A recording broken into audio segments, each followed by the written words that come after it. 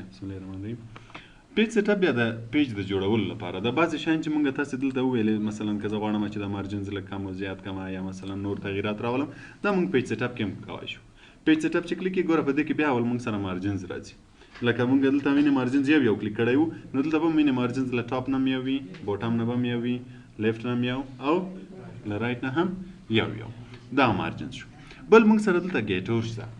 ګیټور بیا دوی مشخص د ګنډلو ځای لپاره ورکړی ده، چې کله چپټر یا کتاب پرنټوي که نه، د پرنټ نه وروسته یې سټیپلر کوي ګنډې، د ګنډلو ځای ته ګیټور وایي. دا اپشن یې په همدې خاطر ورکړی چې زموږ ورته پام شي، تر څو زه دا چپټر پرنټوم د ګنډلو ځای په نظر کې ونیسم، چې کله زه ګنډم باید دومره فاصله ولري. مثلا زه ورته وایم چې د ګنډلو ځای دې هم څومره فاصله ولري، 0.5 انچه، یعنې نیم انچ قدر. له کوم طرف نه دلته پوزیشن هم په همدې ورکړی چې تاسو ورته پام شي چې له کوم طرف نه یې ګنډې که نه. اوس مثلا انګلیسي چې دا له دې طرفه شو، پښتو دري له دې طرف نه شو، نو له دې ځای نه به بیا ورته وایي.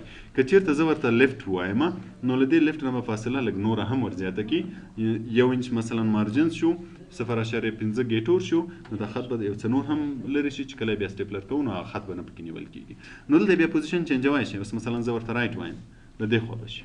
که ورته ټاپ ورکړم بیا له سر نه، ګوره دلته هم درته ښیي، وینې اوس له سر نه شو، اوس له لیفټ نه شو، وینې. اوس که زه دا وکړم، ګوره دا فاصله به لږ نور هم زیاته شي، نو بیا که چېرې سټیپلر کوو نو بیا به خط پکې نه نیول کېږي. دغه چې ته ګیټور وایي. مونږ تاسې له مارجنز نه هم کولی شو. مثلا که زه دا 0 کړمه، له دې ځای نه ورته زیات کړمه، 1.5 یې کړم، هم به ګوره فاصله هماغه فاصله وي، وینې فرق پکې رانغی. خو ګیټور یې دو لپاره ورکړی چې موږ پیج سیټینګ کوو، تر څو زموږ ذهن ته راشي چې باید زه د ګنډلو ځای ورته پرېږدم، یا له لیفټ نه یا له رایټ نه، له هر طرف نه چې وي.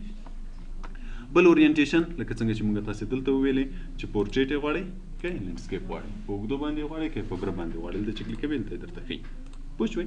ملټیپل پیجز به سره هم پرنټوي، دلته ملټیپل پیجز هم درته ښیي چې مثلا که زه ګیټور ورکړم، دا به زه 1 انچ کړم او دې ته به 0.5 فاصله ورکړم ګیټور ته له لیفټ نه.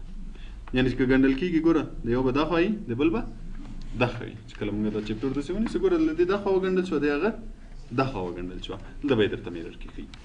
بل راځي اپلای ټو هول ډاکومنټ او دیس پوینټ فارورډ. فعلا موږ دلته دوه شیان لرو، یو هول ډاکومنټ ده، یو دیس پوینټ فارورډ.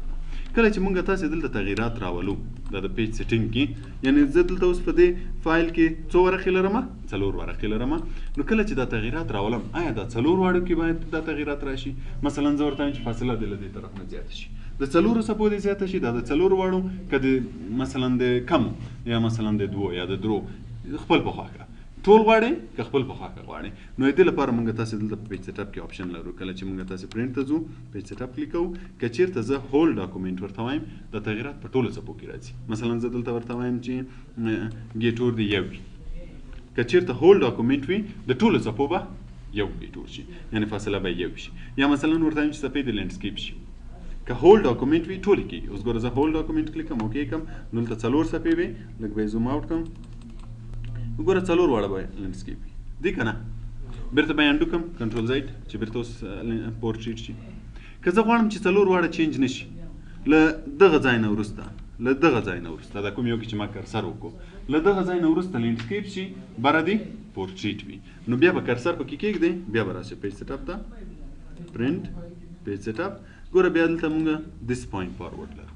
دیس پوینټ فارورډ معنی چې چېرته ما کرسر ایښی ده، له هغه نه وروسته دې دا تغییرات راشي. کوم تغییرات چې زه دلته ورته ښیم، کوم ځای نه دې وروسته راشي، کوم ځای کې چې ما کرسر ایښی. اوس مثلا زه دا کلیک کوم او ورته وایم چې لینډسکیپ دې شي. اوس یې اوکې کوم، ګوره کرسر ما کومه صفحه کې ایښی وو، 2مه صفحه کې مې ایښی وو که نه، له 2م نه مخکې پورټریټ او له هغه نه وروسته بیا لینډسکیپ، وینې؟ دې ته دیس پوینټ فارورډ وایي. اوس که چېرته ورشو، یو آپشن به بل هم پکې اضافه شوی وي. که چېرته زه پیج سیټ اپ ته راشم، دلته وګورم، نو ګوره یو آپشن بل هم اضافه شوی ده، د دیس سیکشن په نوم. سیکشن وروسته موضوع ده، چې کله سیکشن ووایي بیا پرې پوهېږئ. فعلا په دغه دوه باندې سر ځان پوه کړئ چې یو هول ډاکومنټ ده، چې کله موږ دلته تغییرات غواړو چې په ټولو څپو کې عملي شي، نو هول ډاکومنټ ورته وایو. او که بعضې څپو کې غواړو، نو بیا دیس پوینټ فارورډ کلیک کوو، نو بیا چې هر ځای کې کرسر ایښی وي، له هغه نه وروسته څپو باندې تغییرات عملي کېږي، مخکې نه عملي کېږي.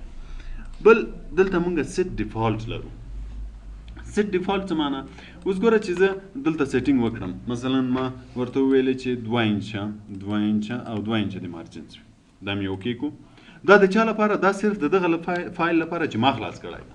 کله که زه نوی فایل راولم اوس ګوره دلته نیو فایل کلیک کوم مثلا یو بل چپټر لیکم دا نوی فایل راځي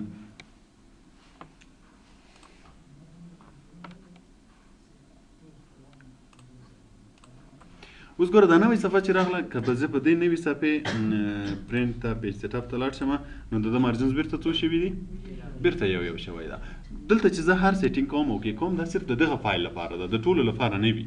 که ته غواړې چې دلته چې زه کوم سیټینګ کوم مثلا 2 انچه ورته وایم کله چې زه نوې صفحې راولم د هغو دې هم همدا وي ازاړه چې ما سیف کړي د هغو نه نوې فایلونه چې راولم د هغو دې هم همدا وي.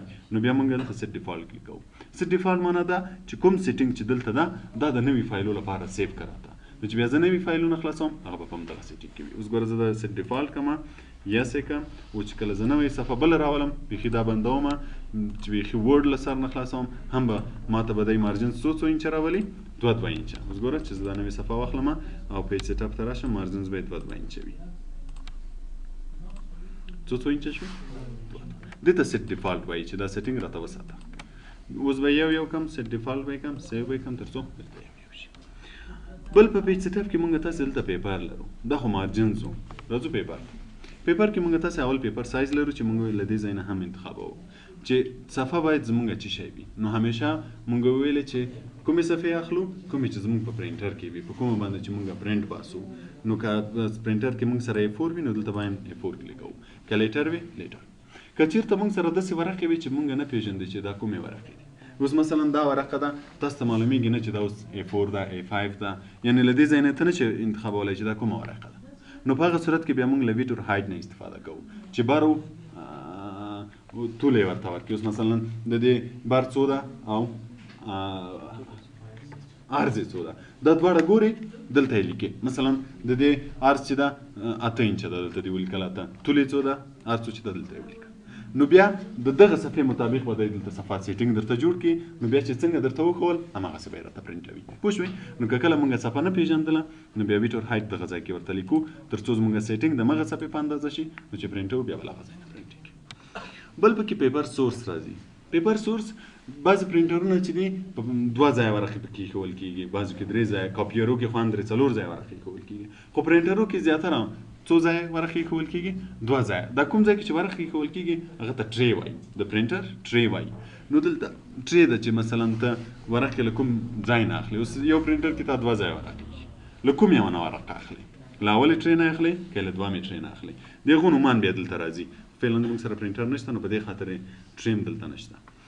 بیا دلته موږ تاسې اپلای ټو لرو چې مخکې وو. اوس مثلا ته دلته ورته وایي چې صفحه د A4 شي آیا دا ټولې شي او که کوم ځای کې چې د کرسر ایښی له هغه نه وروسته شي. که غواړې چې ټولې شي هول ډاکومنټ او که د کرسر نه وروسته غواړې بیا دیس پوینټ فارورډ دې ته پیپر وایي. بیا راځو لیاوټ ته.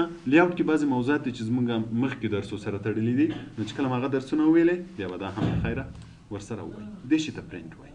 په پرنټ خو به اوس پوه شوي یاست دا شی به بیا درسره ګورئ. بیا راځو شیر ته. شریکول زیاتره دا د انټرنیټ لپاره استعمالوو. که غواړې چې دا کوم ډاکومنټ چې تا دلته جوړ کړی یا دا کوم چپټر چې تا جوړ کړی دا غواړې چې شیر کړې له نورو خلکو سره نو په هغه صورت کې بیا د شیر نه استفاده کوو. اوس ګوره دا شیر ویت پیپل چې زیاتره خلک نن سبا د شیر لپاره فیسبوک استعمالوي که نه. نو که غواړې چې دا شی په فیسبوک شیر کړې په لینکډین شیر کړې ټویټر باندې شیر کړې نو بیا دا استفاده کوي.